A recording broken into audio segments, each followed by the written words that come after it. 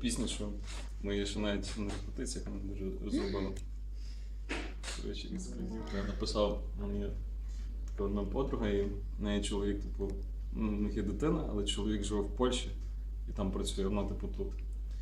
От, і, ну, і, власне, десь про ту пісню, напевно.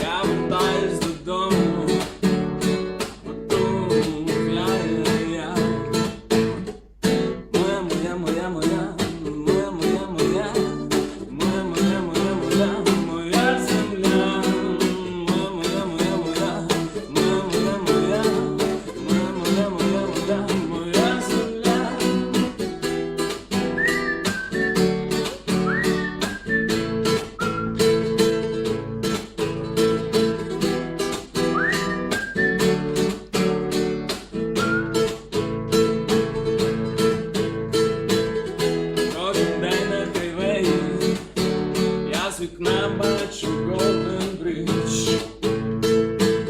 Тут можна заробити трохи грошей для своїх ідей, та не в тому річ.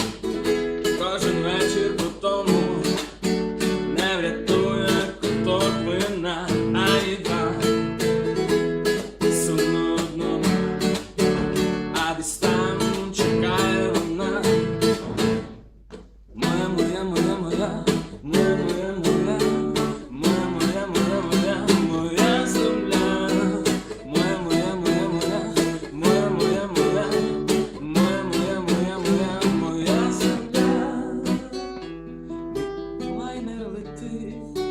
Повертаюсь додому здаля, як із вирію птаха.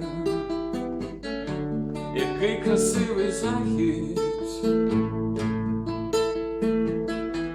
яка все-таки гарна моя рідна земля, і яка красива для мене